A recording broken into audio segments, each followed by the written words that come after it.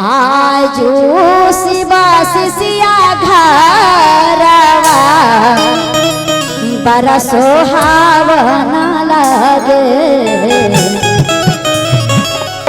शिवा गुरु के होखे लाचारा चवा मना भावना लगे। शिवा गुरु के होखे लाचारा चवा मना भावना लगे। आजू शिवा शिष्या घरवा बड़ा सुहावना लगे।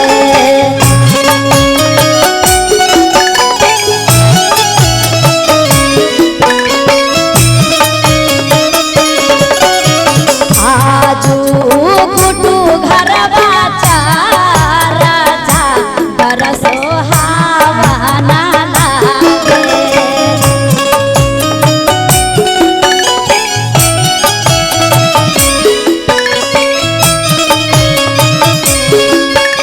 शिवा गुरु के होखे लाचारा चावा माना भावना लागे।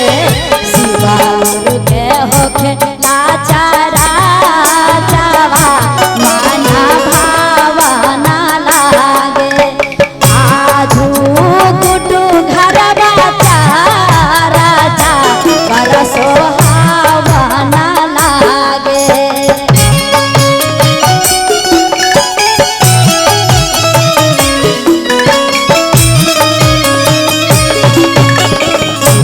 गुरु के होखे लाचारा चावा माना भावना लागे। शिवा गुरु के होखे लाचारा चावा माना भावना लागे।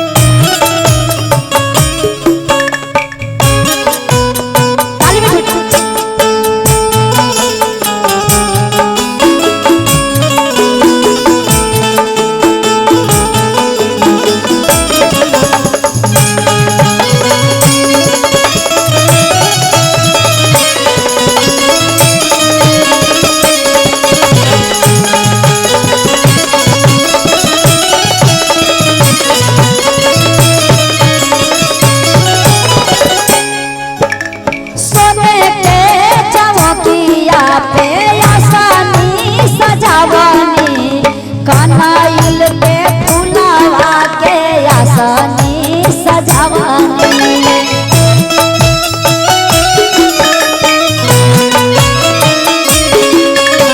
सोने के चौकिया पर आसनी सजावनी।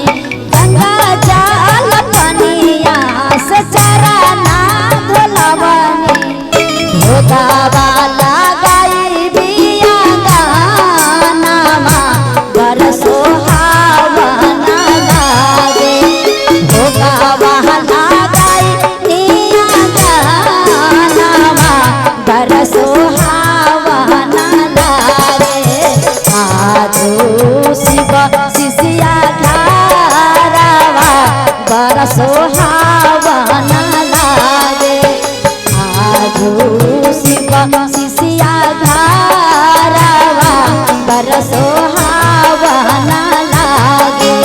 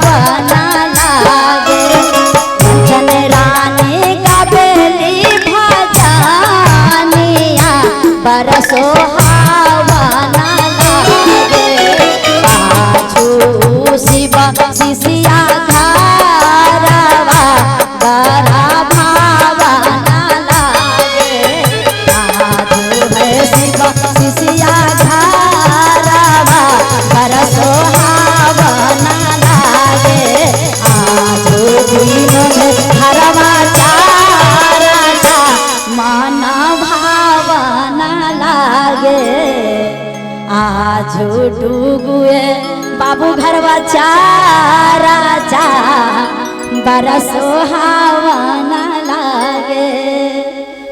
बोलिए शिव गुरु बाबा की, बोलिए मैया रानी।